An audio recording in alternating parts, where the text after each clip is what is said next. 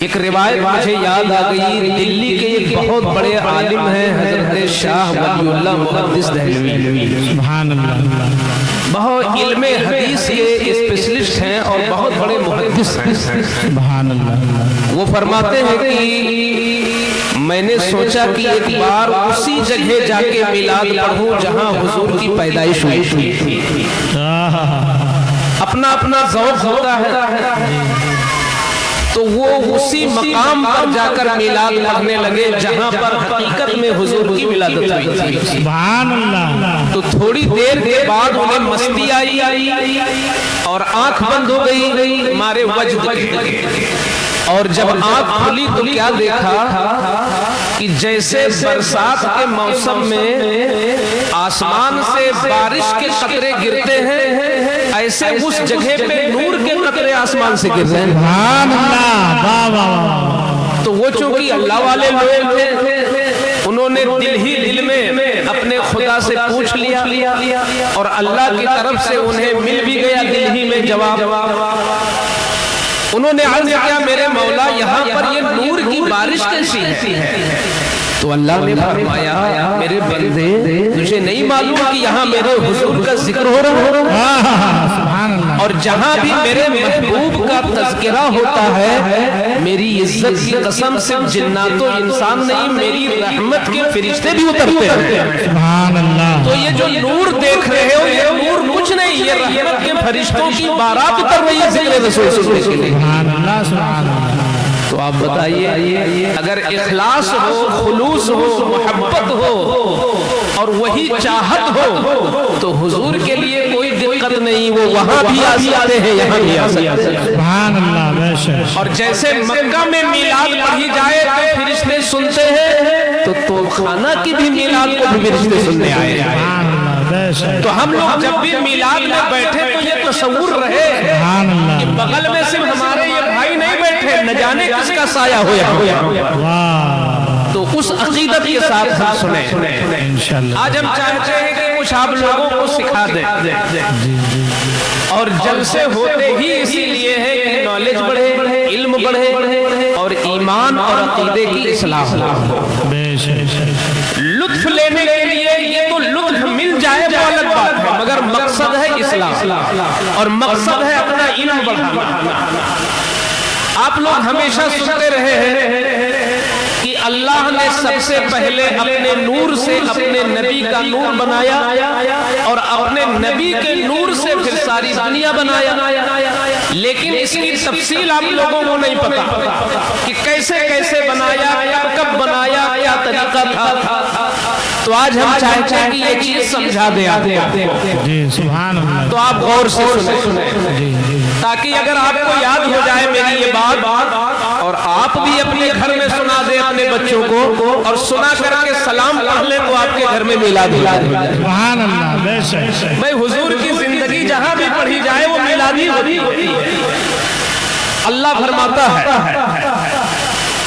یہ حدیث قدسی ہے۔ حدیث قدسی کا مطلب کہ وہ بات اللہ کی ہو مگر زبان سے نکلی ہو حضور کی، اور بات اللہ کی، اس کو کہتے ہیں حدیث قدسی۔ حدیث قدسی میں یہ ہے کہ اللہ فرماتا ہے کہ ایک وقت ایسا تھا جب صرف میں تھا اور کچھ نہیں تھا، کچھ نہیں تھا، اللہ کے سوا کچھ نہیں تھا، یہاں تک کہ تب اور اب بھی نہیں تھا۔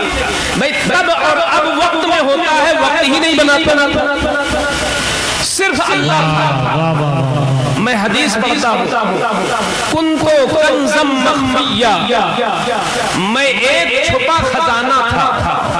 اللہ فرماتا اپنے بارے میں کہ میں ایک چھپا ہوا خزانہ تھا، فَأَحْبَبْتُ أَنْ أُعْرَفَ، تو میں نے چاہا کہ کوئی ہو جو مجھے پہچانے۔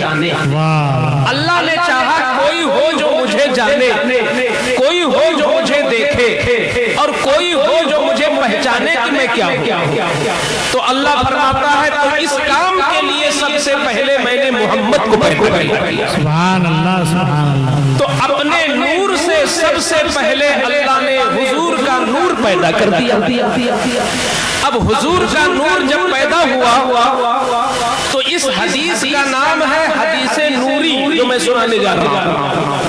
حدیث نوری کا مطلب ہوتا ہے کہ کیسے کیسے اللہ کے نور سے حضور بنے اور حضور کے نور سے نبی کیسے بنے اور حضور کے نور سے آسمان کیسے بنا, حضور کے نور سے زمین کیسے بنی, یہ پوری تفصیل حدیث نوری ہوتی ہے. سبحان اللہ. اور ایک چیز اور یاد رکھیں کہ حدیث کی جو روایت کرتے ہیں یعنی حضور سے کس نے سنا, پھر ان سے کس نے سنا, پھر ان سے کس نے سنا, ان کو کہتے ہیں راوی لوگ. مثلا متولی صاحب کوئی بات کہے تو امام صاحب فرسٹ نمبر پر سن لیے, انہوں نے قاری معراج صاحب کو بتا دیا, قاری معراج صاحب نے قاری سلمان کو بتا دیا, انہوں نے مجھے بتا دیا, تو یہ چار لوگ جو بیچ میں یہ سب راوی ہیں, یہ چاروں لوگ راوی ہیں اور کس سے روایت کر رہے ہیں, متولی صاحب. تو ایسے ہی حدیث حضور بولتے ہیں. اب جو صحابی پہلے سنا ان سے کس نے سنا, ان سے کس نے سنا, یہ سب راوی لوگ ہوتے ہیں. تو طریقہ یہ ہے کہ راوی جتنا مضبوط ہوتا ہے حدیث اتنی ہی مضبوط ہوتی ہے. بھائی یہ بات عقل میں بھی آتی ہے کہ بیان کس نے کیا, اگر وہ پرہیزگار ہے تو اس کی بات کو زیادہ مانا جاتا ہے. تو ایسے ہی حدیث میں راوی جتنا اچھا ہوتا اور جتنا پرہیزگار ہوتا ہے وہ حدیث اتنی ہی معتبر اور اتنی ہی عمدہ حدیث ہوتی ہے. تو اب آؤ دیکھو اس حدیث نوری کو روایت کس نے کیا. حضور نے جب اس کو بیان کیا تو سب سے پہلے کس نے سنا, تو اس شخصیت کا نام ہے جابر بن عبداللہ انصاری. سبحان اللہ. یہ جابر بن عبداللہ انصاری کی شخصیت وہ ہے کہ حضور ان کو اتنا چاہتے تھے کہ ایک ہی دن میں ان کے لیے 25 مرتبہ دعائیں مغفرت فرمائی تھی حضور. سبحان اللہ. جابر بن عبداللہ انصاری کی. تو ایک دن جابر بن عبداللہ انصاری نے حضور سے پوچھا, اے اللہ کے رسول یہ بتا دیجئے آپ کہ سب سے پہلے اللہ نے کیا بنایا. یہ جابر پوچھ رہے حضور سے. اب یہاں کوئی شک نہیں ہے کیونکہ راوی بہت مضبوط ہے. روایت حدیث اتنی مضبوط ہوتی ہے جتنا مضبوط راوی ہوتا. جابر بن عبداللہ انصاری نے پوچھا یا رسول اللہ سب سے پہلے آپ بتائیے اللہ نے کیا بنایا.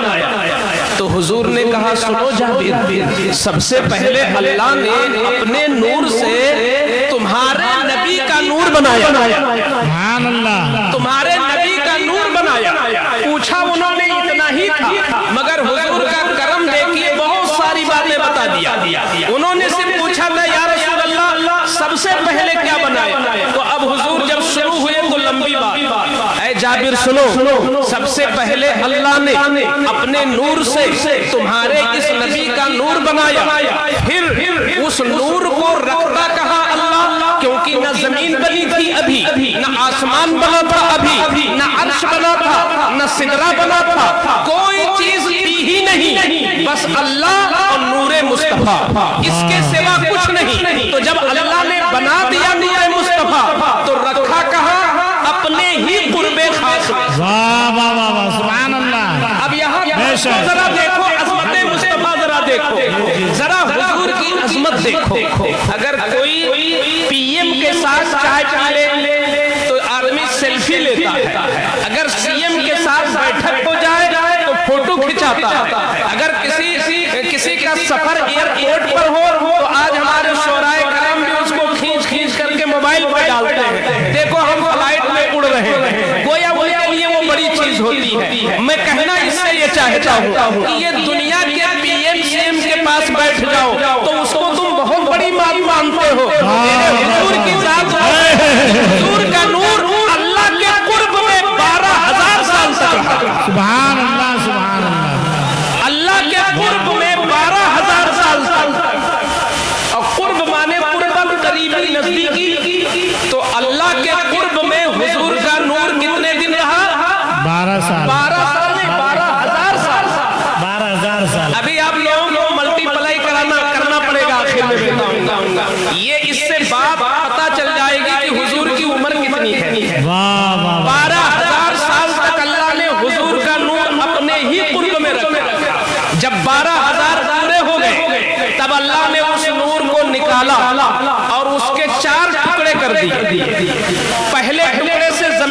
बना दिया, वाह दूसरे टुकड़े से आसमान बना दिया, सुभान अल्लाह। तीसरे टुकड़े से अर्श आज़म बना दिया, अल्लाह। और जो चौथा टुकड़ा बचा उसको फिर मकामे मोहब्बत में रख दिया। सुभान अब अल्लाह। आप कहोगे मकामे मोहब्बत क्या है, तो वो अल्लाह जाने, हुजूर जाने, मगर हदीस में इतना ही लिखा है कि अल्लाह ने मकामे मोहब्बत में रखा, तो उसको हमने ये समझा है कि जैसे पानी का समंदर होता है, ऐसे अल्लाह की मोहब्बत का एक समंदर है, उसी समंदर में नूरे मुस्तफा को अल्लाह ने रख दिया। और कितने दिन रख दिया?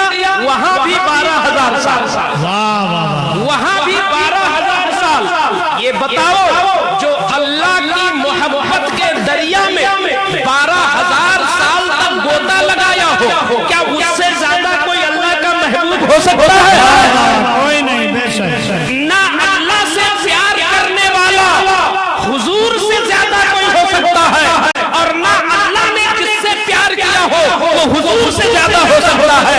हुजूर ने पूरी कायनात में सबसे ज्यादा खुदा से प्यार किया, खुदा ने सबसे ज्यादा मुस्तफा से प्यार किया। सुभान अल्लाह, सुभान अल्लाह। ये मैं तो हदीस से साबित कर रहा हूं। बेशक बेशक। मकामे मोहब्बत में रखा जी और जी। 12,000 साल कहाँ रखा था? पहले 12,000 साल मकामे कुर्ब, और कुर्ब माने नजदीकी कुर्बत। तो ये बताओ क्या अल्लाह का करीबी हुजूर से ज्यादा कोई हो सकता है? जी नहीं। क्योंकि वो 12,000 साल तक कुर्ब में रहे। तो आदम तो करीबी है, यूसुफ तो करीबी है, इब्राहिम और ईसा तो करीबी है, मगर 1,24,000 नबियों में भी, फरिश्तों में भी हुजूर से ज्यादा खुदा का कोई करीबी हो ही नहीं सकता है, क्योंकि 12,000 साल तक मकाम कुर्ब में हुजूर रहे। सुभान अल्लाह। तो 12, 12, 24 हो गए। अब जब 12,000 साल पूरे हुए मकामे मोहब्बत में, तो अल्लाह ने वहां से निकाला और फिर उस नूर का 4 टुकड़ा किया। अब ऐसे ही एक नूर से, एक टुकड़े से फरिश्तों को बना दिया, एक टुकड़े से अर्श को उठाने वाले फरिश्तों को बना दिया, इसी तरीके से एक टुकड़े से कुछ और बना दिया। अब जो चौथा टुकड़ा बचा, उस टुकड़े को मकामे हया में रख दिया 12,000 साल। वाह वाह। मकामे हया, हया जानते हैं? हया बहुत अच्छी चीज होती है। शर्म, एक शर्म वो है जो दीन ही न पूछो किसी से, महफिल ही में न जाओ, सलाम ही न करो, तो ये शर्म है जो बुरी चीज है। हया कहते हैं कि जिसकी वजह से इंसान गुनाह न करे। इंसान के अंदर वो चीज होती है हया जो उसको गुनाह से रोकती है। अरे ये काम करोगे कोई क्या कहेगा, ये काम करोगे अल्लाह कितना नाराज होगा, ये काम करोगे हुजूर नाराज होंगे, ये काम करोगे इस्लाम बदनाम होगा, ये काम करोगे मुआशरा बदनाम होगा। ये जो कैफियत होगी इसी को हया कहते हैं। ये हया बुखारी शरीफ की हदीस है कि ईमान के 70 दर्जे हैं, ईमान के 70 दर्जे हैं, और उन दर्जों में सबसे बड़ा दर्जा हया। वाह वाह, सुभान तो अल्लाह। मकामे हया में हुजूर कितने दिन रहे? बोलिए 12,000 साल। वही बात वही है, 12,000 साल मकामे हया में रहे। अब ये बताओ हुजूर से ज्यादा हयादार कोई हो सकता है? वाह वाह, कोई नहीं, कोई नहीं। 12,000 साल हया के दरिया में रहे। इसीलिए आयशा कहती है कि हुजूर के अंदर इतनी हया थी कि पहली रात में जो दुल्हन सज के आती है और हुजरे में पहुंचती है, उसके ऊपर जो शर्म रहती है, हुजूर उससे भी ज्यादा हर वक्त शर्म रखते थे और उतने हयादार थे मेरे मुस्तफा। वाह वाह। तो हुजूर पैकरे हया है, बेशक। हुजूर हया के पैकर है, उनसे ज्यादा कोई हयादार नहीं हो सकता। तो 12 ये और हो गए। अब कितने हो गए?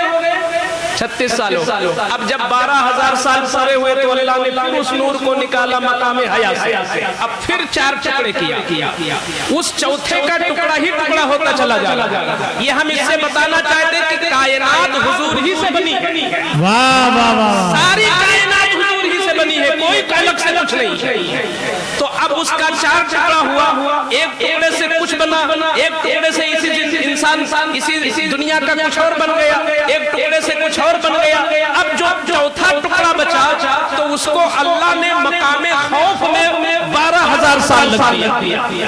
مقام خوف میں شاید لگتا ہے آپ کو یہ پہلی تقریر سن رہے ہو، یہ حدیث نوری بد عقیدوں نے اس کو کتاب سے غائب کر دیا۔ اللہ اکبر۔ ابھی مارہرہ شریف کے حضور سید امین ملت نے 2004 میں یہ حدیث تلشوائی ہے افغانستان سے، اور یہ کتابوں میں تھی ہی نہیں، یہ مجھے موبائل سے ملی، اور لگ بھگ آپ لوگوں نے بھی یہ تفسیر شاید نہ سنی ہوگی کہ نور سے کیسے کیسے بنی دنیا، تو اس لیے میں چاہتا ہوں آپ کے نالج میں آ جائے حدیث نوری، سبحان اللہ، ہے کیا؟ سبحان اللہ۔ تو مقام خوف میں رکھا اللہ نے پھر 12,000 سال۔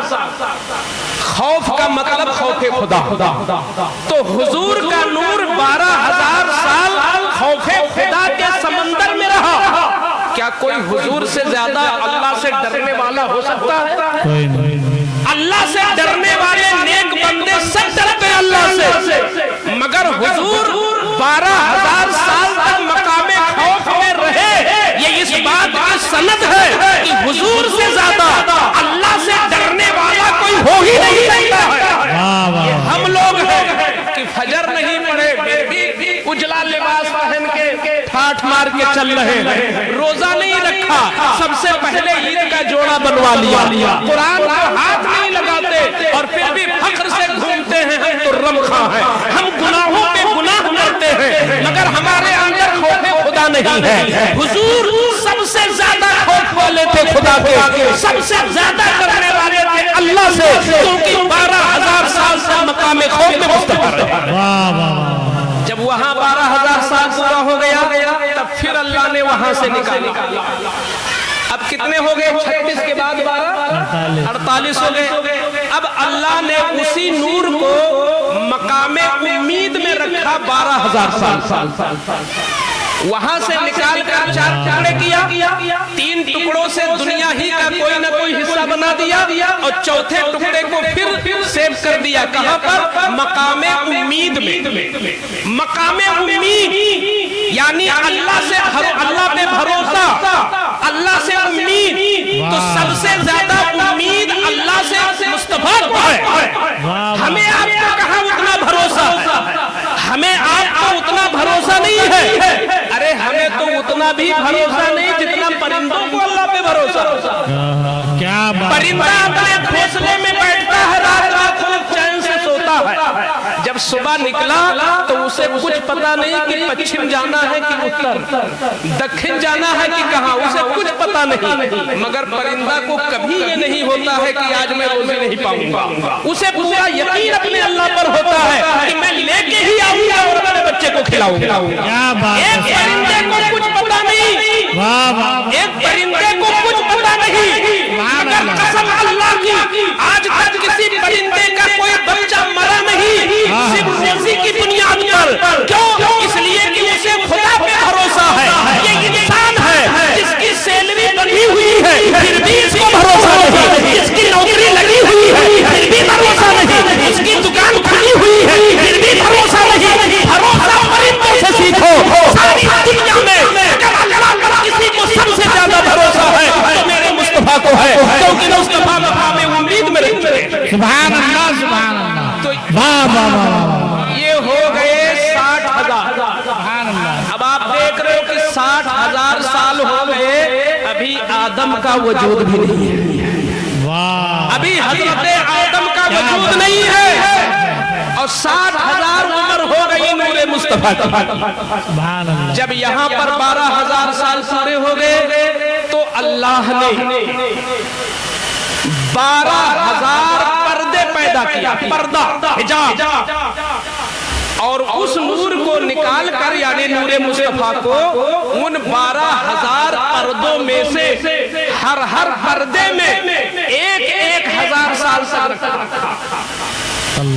تو 12,000 کو 1,000 سے ملٹیپلائی ہے کہ حضور کے نور کو پسینہ آ گیا، اللہ کی نگاہ جب پڑی تو نور مصطفیٰ کو پسینہ آ گیا، اور 1,24,000 قطرے گرے۔ نور مصطفیٰ سے 1,24,000 قطرے گرے۔ نور مصطفیٰ سے 1,24,000 قطرے گرے ہر خطرے سے ایک نبی یا ایک رسول کی روح تیار ہو. سبحان اللہ. ہر خطرے سے. اب پتا چلا نا کہ تمام نبی مصطفیٰ ہی کے نور سے پیدا. سبحان اللہ. بے شک. کیونکہ حضور کے پسینے جو گرے وہ 1,24,000 کم و بیش قطرے تھے ہی, اور ہر قطرے کو اللہ نے کسی نہ کسی نبی کی روح بنا دیا یا کسی رسول کی روح بنا دیا. سبحان اللہ. سبحان اللہ. اب انبیاء کی روحیں پیدا ہو گئی. بے شک. اب جب انبیاء کی روحیں پیدا ہو گئی واہ واہ واہ. تو ان روحوں نے سانس لیا. جی.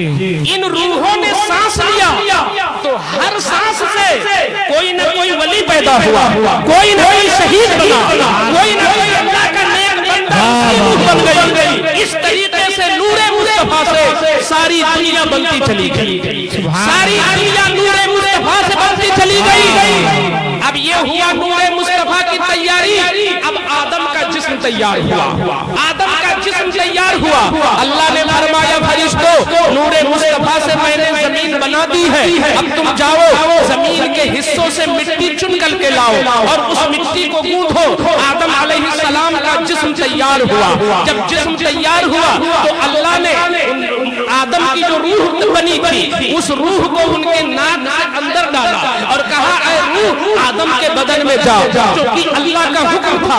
تو آدم کی روح ان کے اندر گئی تو مگر اندر ظلمت تھی, تاریکی تھی, اندھیرا تھا, وحشت تھی. تو وہ روح باہر نکل آئی, عرض کرنے لگی مولا میں بڑی لطیف ہوں, وہاں اندھیرا بہت ہے, میں وہاں رہ سکتی ہوں, اس تاریکی میں میں نہیں رہ سکتی ہوں. اللہ نے پھر حکم دیا جا اسی کے اندر.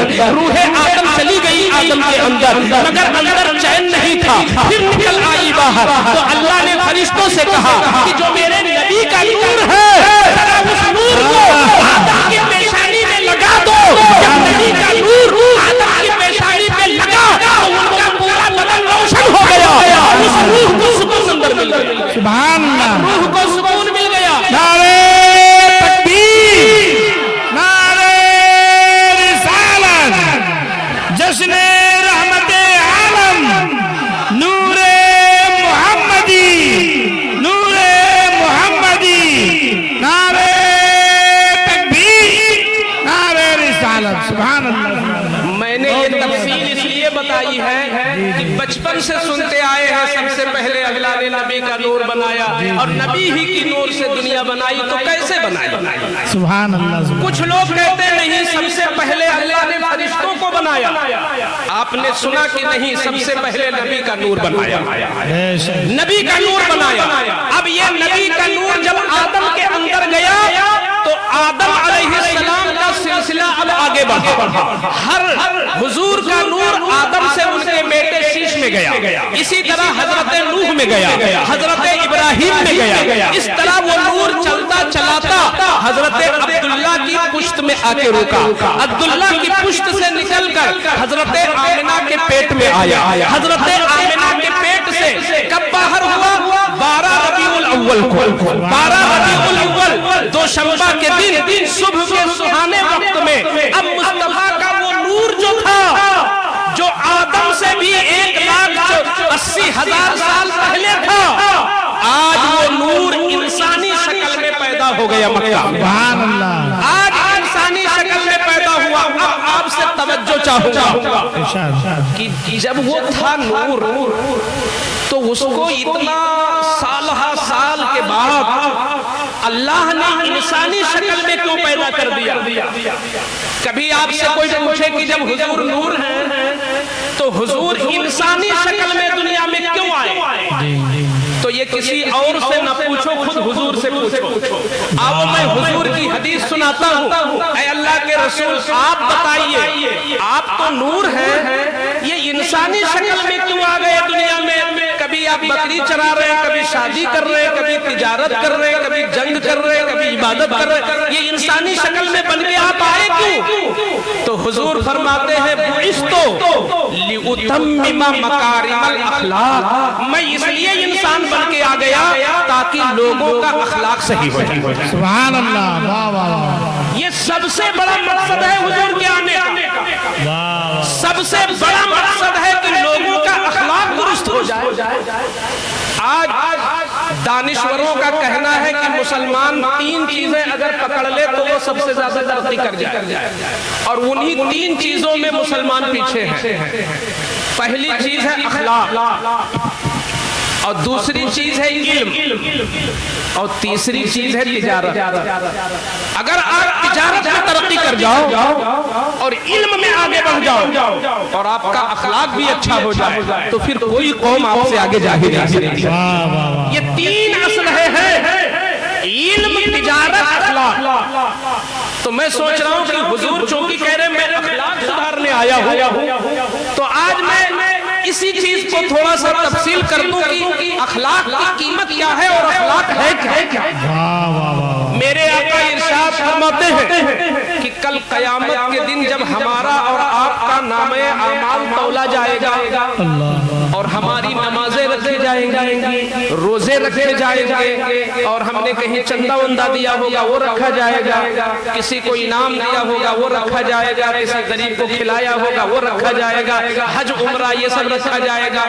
پھر سب سے زیادہ وزن کس کا ہوگا؟ کون سا عمل ہے جس کا وزن سب سے زیادہ رہے اس میں؟ تو آقا فرماتے ہیں چاہے حج ہو، چاہے نماز ہو، چاہے روزہ ہو، چاہے تلاوت ہو، جب انسان کا اخلاق رکھا جائے گا تو اخلاق کا وزن سب سے زیادہ ہے۔ سبحان اللہ، سبحان اللہ، کیا بات ہے۔ جو آدمی اخلاق مند ہوگا اس کا اخلاق نمازی کے نماز سے آگے بڑھ جائے گا۔ اخلاق کی بہت بڑی قیمت ہے، یہ میں نہیں کہتا، میرے آقا فرماتے ہیں کہ میزان عمل پر سب سے زیادہ وزن کسی چیز کا ہوگا تو اخلاق کا ہوگا۔ اخلاق کیا ہے؟ آپ سوچتے ہوگے کہ اخلاق یہی ہے نا مسکرا کے کسی سے مل لے، نہیں، کسی کو اچھا کھانا کھلا دے، نہیں، ہر آدمی کسی نہ کسی سے مسکرا کے ملتا ہے، ہر آدمی کسی نہ کسی کو کھانا کھلاتا ہے۔ اخلاق ہے کیا؟ اخلاق یہ ہوتا ہے کہ ایک ہوتا ہے جان بوجھ کر مسکرانا، بالکل کہ یار وہ فلاں آ رہا ہے، ہم ذرا مسکرا کے ملے تاکہ اچھا اثر پڑے، میرا کام ہو جائے۔ تو ایک ہوتا ہے جان بوجھ کے پلاننگ کے تحت، اور ایک ہوتا ہے کچھ بندے ایسے ہوتے ہیں جن کی فطرت میں وہ چیز ہوتی ہے، جس پر نظر نہیں مسکرا کے ملے، جو بھی آیا اچھے سے بولے۔ تو جس کی فطرت میں وہ چیز گھسی ہو پلاننگ کے تحت تو سب لوگ بول دیتے ہیں۔ تو حضور فرماتے ہیں کہ اخلاق کا مطلب یہ ہے کہ کسی بندے کا دل ایسا ہو جائے کہ جب بھی جس سے بھی بولے تو ایسا لگے کہ جیسے پھول جھڑتے ہیں، جیسے موتیاں گر رہی، وہ ہر ایک کو عزت دے، ہر ایک کو نوازے۔ یہ کیفیت جس کے اندر ہو تو اس کو کہتے ہیں اخلاق مند۔ تو حضور سے زیادہ اخلاق مند کوئی ہو ہی نہیں سکتا۔ سب سے بڑے اخلاق مند میرے آقا ہے۔ کیوں؟ اس لیے کہ کوئی بھی نیکی کرنا، اور وہ بھی ایسے ماحول میں نیکی کرنا کہ جب اس نیکی کا کوئی تصور نہ ہو معاشرے میں، اس ماحول میں وہ نیکی کرنا، یہ سب سے بڑا اخلاق ہوتا ہے۔ آپ یہ بتاؤ کہ جس زمانے میں حضور دنیا میں آئے، عرب کی وہ سوسائٹی ذرا پڑھو، کتابوں میں لکھی ہے کہ جب حضور ظاہری زندگی میں آئے تو عرب کا کلچر یہ تھا کہ اگر مکہ میں یا مکہ کے چاروں طرف کہیں بھی کسی بیوی کا شوہر اگر مر جائے اور بیوی زندہ رہ جائے تو اب اس عورت کو اتنا منحوس لوگ سمجھتے تھے کہ اسی کے محلے کے لوگ مل کر اس کے سر کا بال چھین دیتے اور کہتے ہیں یہ منحوس ہے، دیکھیں اس کا شوہر مر گیا، اس کا مطلب یہ منحوس ہے۔ اس کے سر کا بال چھین دیتے اور چھیلنے کے بعد اس کو گدھے پر بٹھاتے اور پورے محلے میں اس کو دورہ کراتے، اعلان ہوتا دیکھو یہ منحوس عورت ہے، کوئی کام کرنا ہو تو اس کا چہرہ مت دیکھنا ورنہ کام نہیں ہوگا تمہارا۔ کتنی بڑی جہالت تھی اس ماحول میں۔ بیوہ کیا کوئی دیکھنا پسند نہیں کرتا، بلکہ اگر نکلا کوئی گھر سے باہر اور کسی بیوہ پہ نظر پڑ گئی تو وہ لوٹ جاتا تھا گھر کی، اب میرا کام نہیں ہوگا، میں نے بیوہ کو دیکھ لیا۔ کتنی بڑی گھناؤنی حرکت تھی عرب کے اس ماحول میں۔ کوئی اس کے ساتھ محفل میں بیٹھنے تیار نہیں ہوتا، بلکہ اس کا بسترا، اس کا گھر الگ کر دیتے، ایک الگ کوٹھری میں جا کے اس کو بند کر آتے، کہتے نہیں معاشرے میں منحوسیت پھیل جائے گی اس سے۔ جیسے لوگ کورونا سے ڈرتے تھے، ایسے لوگ بیواؤں کے قدم سے، اس کے وجود سے ڈرتے تھے مکہ میں۔ بتاؤ جب بیوہ سے اتنی نفرت تھی تو کیا کوئی بیوہ سے شادی کرتا اس ماحول میں؟ نہیں کرتا نا۔ ارے جب بیوہ کو دیکھنا پسند نہیں تھا تو شادی کون کرتا؟ لیکن واہ میرے حضور کا اخلاق، قربان جاؤ اللہ کے مصطفیٰ پر۔ جب 25 سال کی جوانی ہوئی میرے مصطفیٰ کی، اور حسن کا وہ عالم کہ جب دوپہر میں حضور نکل پڑتے تو بدلی ہو جاتی۔ لوگوں نے پوچھا کیوں؟ تو کہہ رہے چاند سورج شرماتا ہے چہرے مصطفیٰ دیکھ کر، جس کے چہرے کو دیکھ کر سورج شرما جائے بدلی کھا جاتی تھی، حضور نکلتے تھے۔ ایسا حسن تھا۔ عرب کے بڑے بڑے بادشاہ کوشش کرتے تھے کہ میری لڑکی کو قبول کر لے حضور، مگر حضور نے بھی کسی سے شادی نہیں کی تھی۔ خدیجۃ الکبریٰ 40 سال کی تھی، سیدتنا خدیجۃ الکبریٰ 40 سال کی تھی، اور ہسٹری ان کی سنو وہ ڈبل بیوہ تھی۔ حضور سے پہلے ڈبل بیوہ، ایک شادی ہوئی شوہر مر گئے، دوسری شادی ہوئی شوہر مر گئے، اور چار بچے بھی تھے۔ ایک تو ڈبل بیوہ، دوسرے 4 بچے، اور تیسری عمر 40 سال، اور حضور کی شان بلند ہو گئی، اور ان کا رتبہ بڑھ گیا۔ بے شک مگر کسی کو حضور کی عظمت نظر نہیں آتی۔ شیخ شادی نے لکھا ہے گر نبینت بروز شپرا چشم، چشم اے آفتاب راچے گناہ، یہ فارسی ہے، یہ بچپن میں نے پڑھا تھا۔ قاری فرید صاحب ہیں، وہ بھی پڑھے ہوں گے، یہ ہمارے قاری صاحب یہ گلستہ میں ہے، گلستہ یہ فارسی کتاب ہے۔ اس کا مطلب یہ ہے کہ جو چمگادڑ ہوتا ہے اس کو دن میں نظر نہیں آتا، چمگادڑ کو دن میں نظر نہیں آتا، تو شیخ شادی کہتے ہیں کہ اگر چمگادڑ کو دن میں نظر نہیں آتا تو اس میں سورج کا کیا قصور ہے؟ یہ تو اس کی آنکھ کا قصور ہے۔ ارے حضور نے بیوہ کی عزت بڑھائی، اب اگر کسی کو حضور کی عزت نہیں نظر آتی تو اس کی آنکھ کا قصور ہے، یہ حضور کا قصور نہیں ہے، یہ حضور کی عظمت ہے۔ حسد بہت بڑی چیز ہوتی ہے کیا؟ یہ یہودیوں نے، عیسائیوں نے، مستشرقین نے کیسا حسد کیا حضور سے کہ حضور کی اتنی بڑی قربانی کو انہوں نے عیب بتا دیا۔ آپ ذرا سوچیں، اور اس سے پتہ چلتا ہے کہ مسلمانوں کو اپنے نبی کی سیرت جاننا کتنا ضروری ہے۔ کیا لکھا ہے یہاں تو بتا دوں کتابوں میں، یہ جو اتنی بڑی قربانی ہے حضور کی، اپنی 25 سالہ جوانی، 40 سالہ بیوہ، اور وہ بھی یاد رکھو 2-4 سال کے لیے نہیں کیا، 25 سال تک وہ زندہ رہی، جب تک وہ رہی حضور نے کسی اور سے نکاح بھی نہیں کیا۔ اور یہ بھی سن لو، جتنے لڑکیاں حضور کی ہیں، ایک کو چھوڑ کر سارے بچے خدیجہ سے۔ اتنا پیار، 25 سالہ جوان 40 سالہ بیوہ سے اتنا پیار۔ آج یہاں بیٹھے ہمارے کوئی کتنا ہمارا بھی فالور ہو، اگر میں اس سے کہوں بابو محلے میں یہ بیوہ ہو گئی ہے، ان کی عمر 35 سال ہے، ابھی تم 22 سال کے ہو، کر لو شادی، تو کرنا ہے کیا کرنا، سہارے تو لینا ہے، تو وہ منہ موڑ لے گا۔ یہ دیکھیں کیسی ہدایت ہم کو کر رہے ہو، اپنی زندگی تباہ کر لے کیا؟ کوئی جوان کسی 35 سالہ، مگر حضور جن کے لیے عرب کے بادشاہوں کی بچیاں پر تول رہی تھی کہ حضور قبول کر لے، مگر حضور کیسے تھے کہ بیوہ کو قبول کر کے بیوہ کی عزت بڑھا دیا۔ مگر دشمنوں نے جانتے ہو کیا لکھا ہے؟ وہ کہتے ہیں ان کے نبی کو دیکھو کتنے لالچی تھے پیسے کے، کہ خدیجہ سے شادی صرف اس لیے کر لیا کہ وہ مالدار تھا۔ اللہ کہیے معاذ اللہ۔ حضور کی مالداری کی جہاں تک بات ہے کہ مال کی وجہ سے کیا، آپ کو پتا ہونا چاہیے کہ جب صحابہ بھی مالدار ہو گئے، مالدار کا مطلب کھانا پکنے لگا روزانہ، آج جیسی مالداری نہیں، بس کھانا پکنے لگا، اس وقت بھی حضور کے گھر میں 3 دن چولہا نہیں جلتا، 3 4 दिन हुजूर के घर में चूल्हा नहीं जलता था। जब सिद्दीक के यहाँ खाना बनने लगा, उमर के यहाँ खाना बनने लगा, तब भी हुजूर के यहाँ 3 फाके 4 फाके होते। तो सारी बीवियां एक दिन इकट्ठा होकर के मीटिंग करती हैं कि चलो हुजूर से कहा जाए कि अब सब लोग खुशहाल हो गए तो कम से कम रोजाना कुछ न कुछ खाने को हम लोगों को भी मिल जाए। तो जब इन बीवियों ने रखा तो हुजूर ने फरमाया मैंने गरीबी को अपने लिए पसंद किया है, अगर तुम्हें ये मंजूर है तो ठीक, वरना तुम्हें इख्तियार है। आप जरा देखो कि हुजूर ने क्या माल की लालच में किया,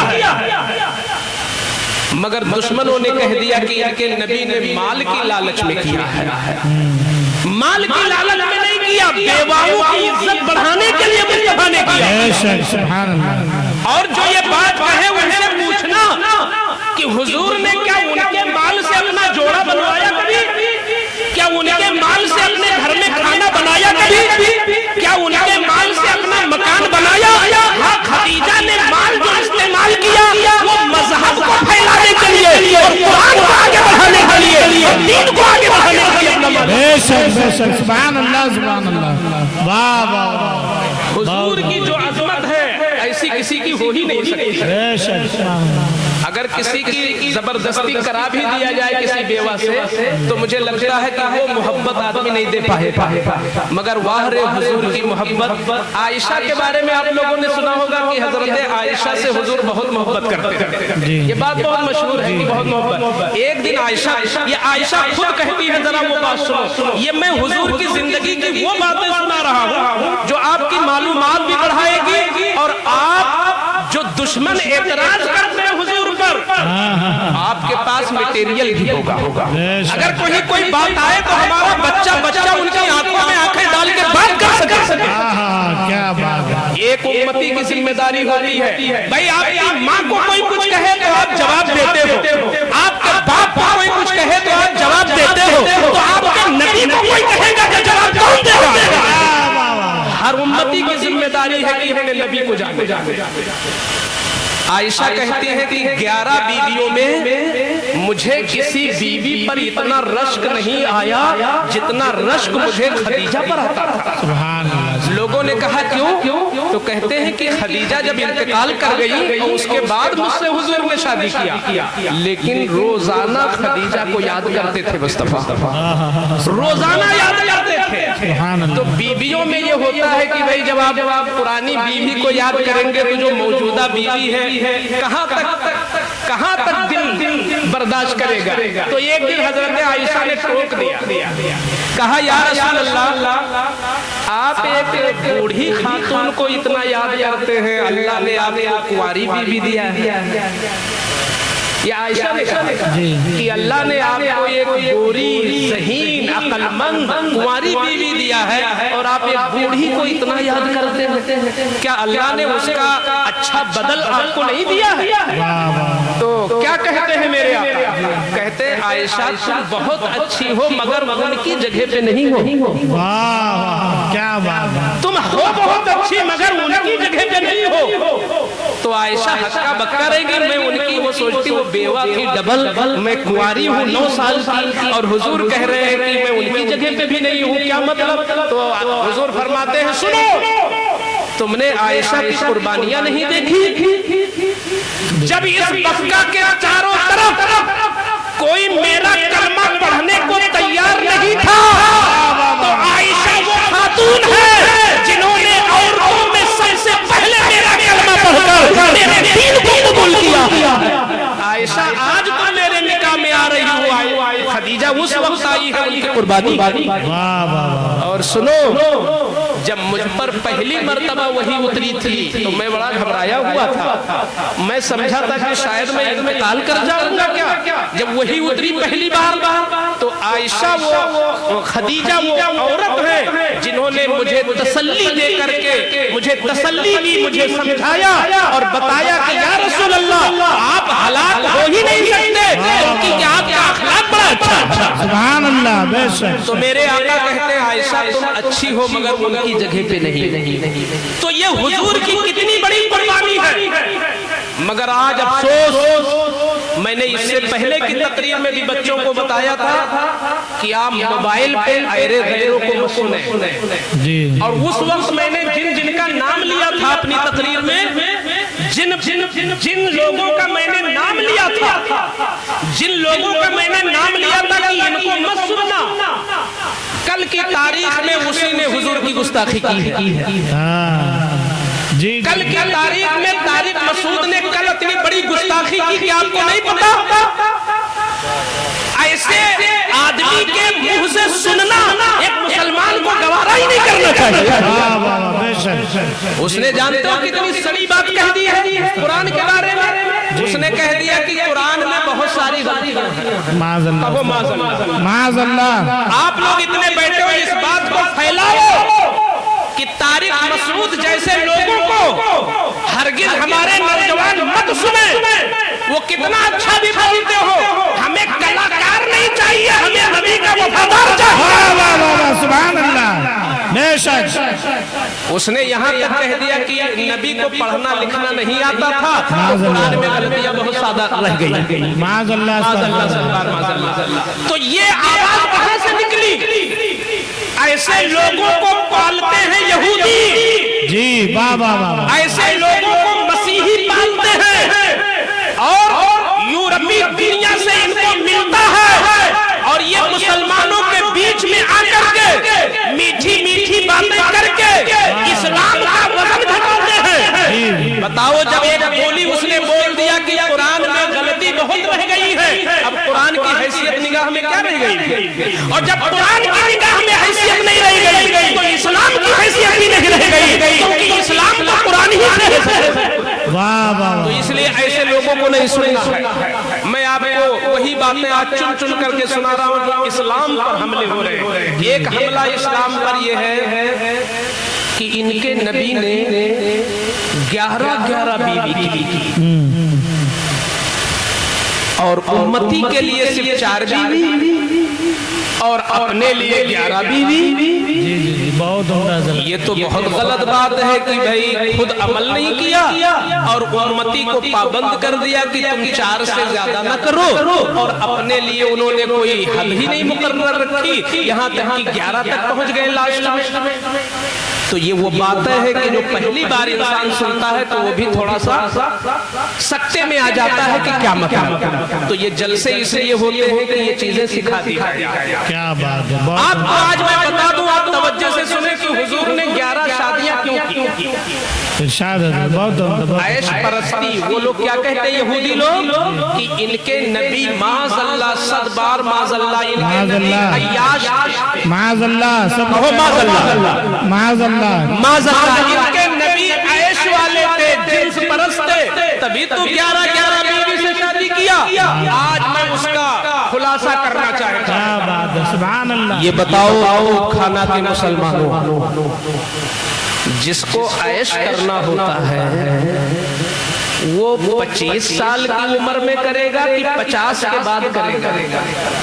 کیا بات ہے، کیا بات ہے۔ حضور کی عمر جب 25 سال کی تھی تب پہلی شادی انہوں نے ڈبل بیوہ سے کیا، اور 25 سال تک انہی کے ساتھ رہے، کسی سے نکاح نہیں کیا۔ جب حضور کی عمر ہو گئی 50 اور خدیجہ کی عمر ہو گئی 65، جب وہ انتقال کر گئی اس کے بعد ہی کسی سے شادی کیا۔ یہ پتہ یہ چلتا ہے کہ حضور کا مقصد کوئی اور ہے، عیش پرستی نہیں ہے۔ عیش ہوگا تو 25 سال کی عمر میں کنواری سے کرتے، تاکہ آگے واسے کرتے۔ بہت عمدہ، سبحان اللہ۔ اب مقصد کیا ہے، کیوں کیا؟ سنو کیوں کیا۔ حضور آئے ہیں مردوں کے لیے بھی نبی بن کر اور عورتوں کے لیے بھی نبی بن کر۔ حضور کا جو دین ہے وہ صرف مردوں کے لیے نہیں ہے، وہ عورتوں کے لیے بھی ہے۔ تو عورتوں کو دین کون سکھائے گا؟ سوال ہے۔ مردوں کو دین سکھانے کے لیے ابو بکر کو تیار کیا، مردوں کو دین سکھانے کے لیے عمر کو تیار کیا، مردوں کو دین سکھانے کے لیے عثمان و علی کو تیار کیا۔ تقریباً 1,24,000 صحابہ، یہ صحابہ کی جو ٹیم تیار کیا مصطفیٰ نے، اس لیے تیار کیا کہ قرآن اور حدیث تم آگے پھیلاؤ. کوئی یمن جا کر کے دین پھیلائے, کوئی ملک فارس جا کے دین پھیلائے, کوئی مکہ جا کر دین پھیلائے, کوئی مدینے میں رہ کر دین پھیلائے, کوئی مصر میں جا کر دین پھیلائے. دین پھیلانے کے لیے مصطفیٰ نے 1,24,000 صحابہ کی ٹیم تیار کر دیا. اب عورتوں کو دین کون بتائے گا؟ عورتوں کو دین کون سکھائے گا؟ مثال کے طور پر ہم مفتی ہیں, ہمیں معلوم ہے کہ عورتوں کو نہانا کیسے چاہیے, لیکن کیا ہم ڈائریکٹ اپنی بالغہ بیٹی سے بات کر پائیں گے؟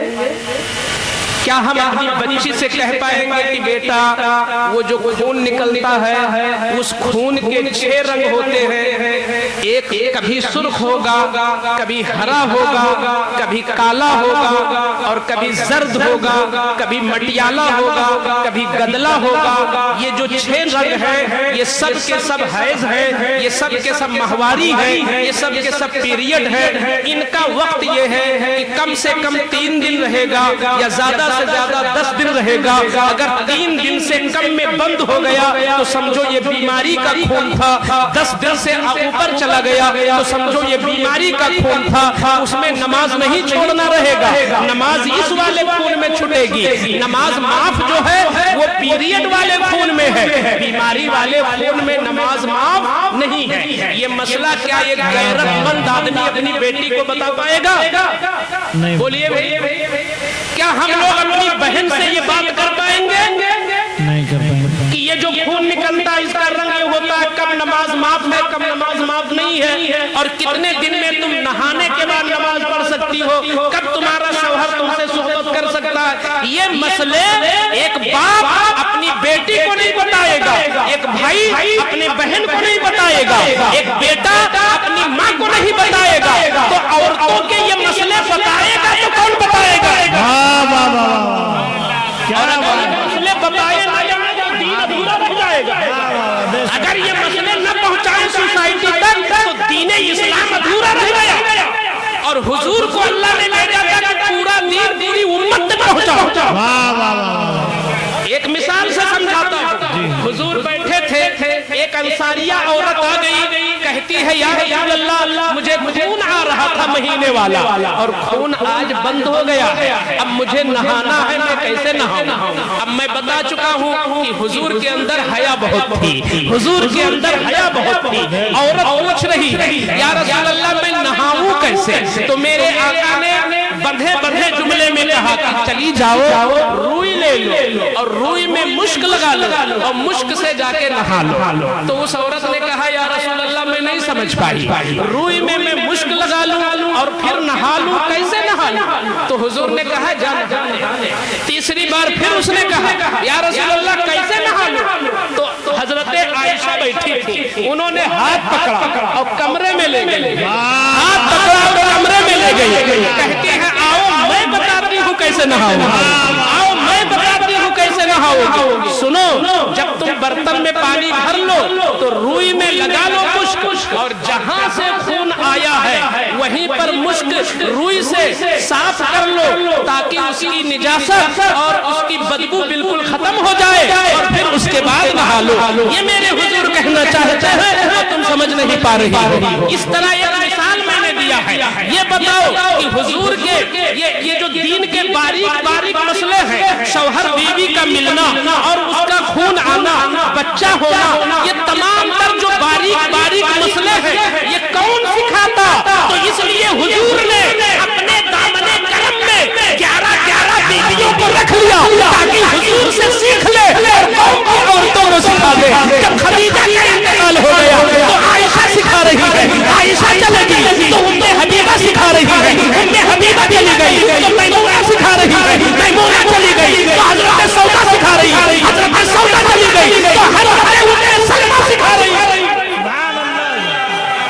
اللہ اکبر, یا رسول اللہ, زندہ باد, زندہ باد, اللہ اکبر, سبحان اللہ. میں نے کہا تھا نا چمگادڑ کو دن میں نظر نہ آئے تو सूरज की कुछ कमी नहीं है, ये उसकी कमी है। बेशक हुजूर तो दीन फैलाने के लिए मुबल्लिगा जमा कर रहे हैं। सुभान अल्लाह। क्यों? इसलिए कि एक शौहर अपनी बीवी को जो चीजें सिखा सकता है किसी और को नहीं सिखा सकता। इसलिए हुजूर ने ये भी एक पॉइंट की बात है कि तारीख पढ़ो तो ये जो 11 बीवियां थी, ये सारी की सारी बीवियां अपने जमाने में सबसे ज्यादा जहन वाली थी, सबसे ज्यादा दिमाग वाली थी। हुजूर दिमाग वाली बीवियों को क्यों मुंतखब कर रहे हैं? क्योंकि ऐश मकसद नहीं है, मकसद दीन को याद करके पहुंचाना है। तो जिसका हाफिजा अच्छा था उसी औरत को हुजूर ने कबूल किया। सुभान अल्लाह, सुभान अल्लाह। बेशक ये जो हजरत आयशा को लेकर के ये आवाज उठाते हैं नाहनजाद, जी जी हजरत आयशा कम उम्र तो थी, जी हाँ। मगर उनका दिमाग इतना आला था, इतना आला था कि हदीस में आया है, खुद हुजूर ने फरमाया कि आधा दीन तो मेरी आयशा से आगे गया। वाह वाह वाह, सुभान। बहुत दिमाग था, बहुत दिमाग हजरत। तो ये सब जिनको कुछ नजर नहीं आता वो कुंवारी या वो सब मैटर नहीं था, मैटर था उनके दिमाग का। और हुजूर हिकमत वाले थे, उनकी हर शादी में और भी हिकमत है। मसलन एक हिकमत है गुलामों को नवाजना। क्या मतलब? हजरत सिद्दीक़ अकबर ने बड़ी कुर्बानी दी थी। हजरत सिद्दीक़ अकबर ने हिजरत की रात में कितनी परेशानी उठाई सब लोग जानते हैं कि गारे सौर में अपना अंगूठा रख दिया और सांप काटता रहा, मगर हुजूर की नींद में फर्क ना आया। यहाँ तक कि जब वो ईमान लाए तो दुश्मनों ने इतना मारा कि कई घंटे बेहोश रहे अबू बकर। और जब होश आया तो लोगों ने कहा अबू बकर पानी पी लो। कहते हैं पानी हटाओ, पहले ये बताओ मेरे हुजूर कैसे हैं। पानी हटाओ, पहले बताओ मेरे हुजूर कैसे हैं। ये जो कुर्बानी दिया था हुजूर के साथ, तो मेरे हुजूर ने चाहा कि मैं भी दुनिया में कोई बदला दे दूं, मैं भी कोई बदला दे दूं। तो मेरे आका ने अबू बकर की लड़की को अपने निकाह में लेके अबू बकर का हौसला बढ़ाया था और अपने रिश्ते में जोड़ लिया था अबू बकर को। ये तो गुलामी का बदला दिया था। और जब अबू बकर की लड़की को निकाह में रखा तो उमर की कुर्बानी कोई कम नहीं थी। तो जब उमर की बीवी, उमर की बेटी हजरत हफ्सा बेवा हो गई तो हजरत हफ्सा को भी निकाह में ले लिया ताकि उमर का दिल न टूटे। अबू बकर का भी दिल जो है उमर का भी दिल टूटे। और जब उस्माने गनी को देखा कुछ मायूस है तो अपनी बेटियों को उनके साथ कर दिया। सुभान अल्लाह। अली को देखा ये मायूस है तो खातूने जन्नत को उन्हें दे दिया। तो ये हुजूर का मकसद ये भी था कि गुलामों को नवाज दे। सुभान अल्लाह। वो भी गुलामों को नवाज दे। ये हिकमतें लोग नहीं जानते, इसलिए इस्लाम पर उंगली उठाते हैं। हुजूर के कई मकसद थे, एक तो दीन फैलाना, दूसरा अपने गुलामों को अपने रिश्ते में जोड़कर उनका हौसला बढ़ा देना। जिनकी कुर्बानियां रही हुजूर के साथ तो हुजूर उन्हें दुनिया में भी सिला देना चाहते हैं। एक और मिसाल मैं दे दूं कि हुजूर की जो शादी थी, ज्यादा तो नहीं, बस एक बात चूंकि ये बहुत अहम चीज है। हमारी माँ और हमारे बाप के खिलाफ कहीं कुछ होता हो तो हम वहाँ टाइम देकर के सुनेंगे भाई क्या हो रहा है, मैं उसका जवाब दूंगा। तो मेरे हुजूर के खिलाफ जो हो रहा है, जी जी जी, मेरे आका का मकसद था शादियां कर करके दीन फैलाना। कैसे? एक से मिसाल देता हूँ, हजरत जुवैरिया। ये हजरत जुवैरिया कौन है? जब एक जंग हुई जिस जंग का नाम है बनुल मुस्तलिक, उस जंग में मुसलमान जीत गए और एक बादशाह था जिसका नाम हारिस था। उसकी बेटी भी उसमें पकड़ ली गई और वो बांदी बना ली गई, क्योंकि उस दौर का माहौल था कि जो कौम जीतती थी वो अगली कौम की औरतों को बांदी बना लेती थी और उनके मर्दों को गुलाम बना लेती थी। यही तरीका था, बहुत पहले से चला था। तो बादशाह की बेटी थी वो जुवैरिया। वो जब पकड़ के लाई गई तो मुसलमानों ने कहा हुजूर से, या रसूल अल्लाह, एक बादशाह की भी लड़की आ गई। اور بادشاہ بہت کٹر دشمن ہے اسلام کا اور آپ کا، اور اس کی لڑکی پکڑی گئی، یا رسول اللہ کیا کیا جائے اس کے ساتھ؟ تو میرے آقا نے کہا اس لڑکی سے پوچھو وہ کیا چاہتی ہے۔ تو لوگوں نے کہا تم کیا چاہتی ہو؟ تو اس نے کہا کہ حضور سے کہہ دو کہ مجھے آزاد کروا دے، میری طرف سے پیسہ خرچ کر کے مجھے آزاد کروا دے، میں اپنے باپ کے پاس چلی جاؤں۔ تو میرے آقا نے فرمایا کہ جاؤ جویریہ سے کہو کہ اگر میں اپنا پیسہ دے کر آزاد بھی کر دوں اور پھر میں اپنے ہی نکاح میں انہیں قبول بھی کر لوں تو کیا وہ تیار ہے؟ تو صحابہ گئے کہ اے بادشاہ کی بیٹی، تجھے حضور اگر اپنے نکاح میں لے لے تو کیسا رہے گا؟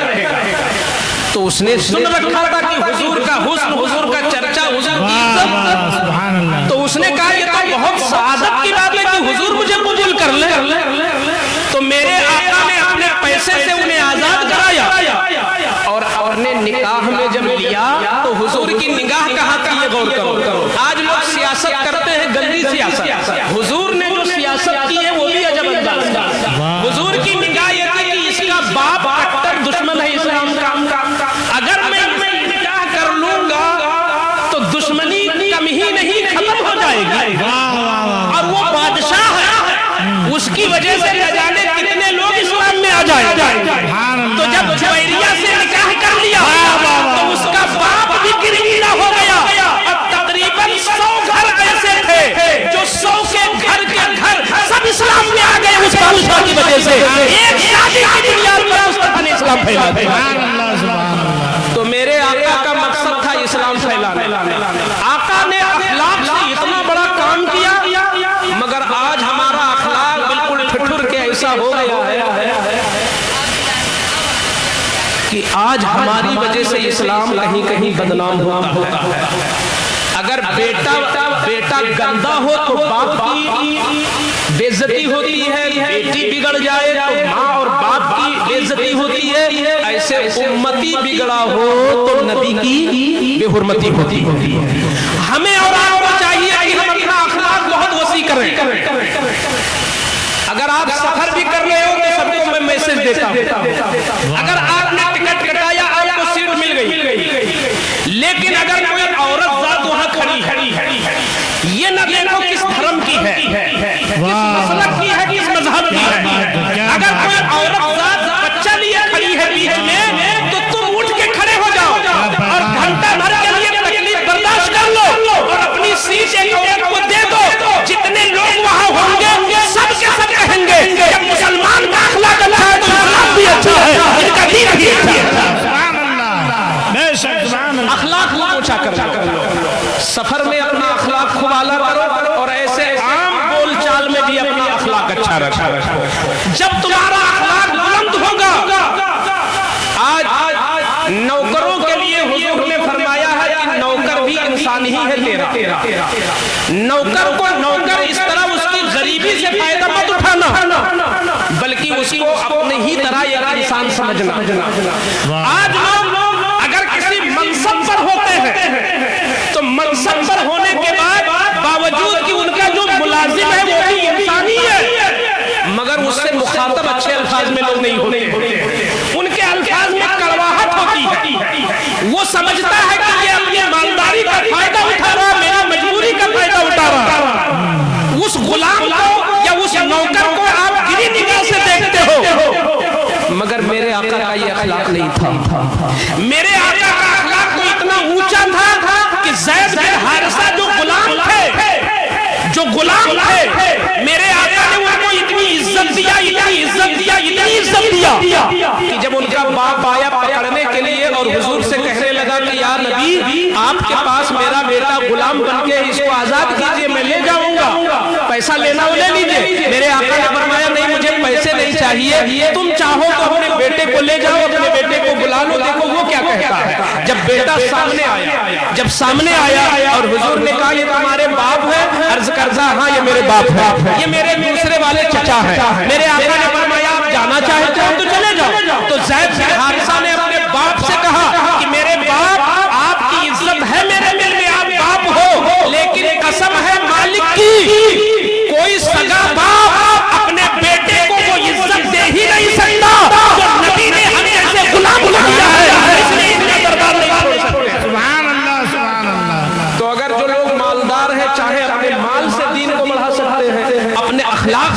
بڑھا سکتے, اپنے علم سے دین کو بڑھا سکتے. ہمیشہ دین بڑھانے کی طلب رکھو اور دین پر جو حملے آئے اس کا جواب دینے کی ہمت پیدا کرو. اس لیے میں جلسوں کے بارے میں کچھ لوگوں کو برا لگ جاتا, میں ٹائم کا بہت پابند ہوں, یہ میری مجبوری ہے. میں چاہتا ہوں کہ کوئی جلسہ 12 سے آگے نہ جانے پائے. کیوں؟ اس لیے کہ جلسہ مستحب ہے, نماز فرض ہے. اگر جلسہ کی وجہ سے نماز میں کوتاہی ہو گئی تو ہم لوگ اللہ کے یہاں کیا جواب دیں گے؟ اس لیے آئندہ سے میں ہمیشہ جہاں جاتا ہوں اس پر زور دیتا ہوں کہ وقت نہ خراب کیا جائے, بالکل وقت پہ جلسہ شروع ہو اور وقت پہ ختم ہو. آؤ ہم ایک پلانی کر لیتے ہیں قاری صاحب, اب جب بھی ہم یہ کریں تو بالکل فکس کر دیں, ہر حال میں فکس کر دیں کہ ہمارا جو جلسہ ہوگا وہ ٹھیک 12 بجے ختم ہوگا, اور جو ہمارے آخری مقرر ہوں گے ان کا بھی ٹائم فکس کر دیں کہ 11:15 یا 10:30 یا 11, جو بھی ٹائم ہو بالکل فکس کر دیں. 1-2 منٹ بھی ادھر ادھر ہم نہ ہو, تاکہ ہماری قوم کے لوگ, ارے ہم لوگ 10 سال پیچھے چل رہے, ہم 10 سال پیچھے چل رہے, جو باطل ہے وہ ہم سے بہت آگے جا رہے. میں نے دیکھا اسی لکھنؤ میں مغرب سے شروع کرتے ہیں اور عشاء کے بیچ ان کا جلسہ ہو جاتا ہے بعض لوگوں کا, اور اتنا دین پلا دیتے ہیں کہ بالکل اپنے آدمی کو ٹھوس کر دیتے ہیں. لیکن ہمارے یہاں تھوڑا وقت کی بربادی ہوتی ہے, یہ ماننا پڑے گا.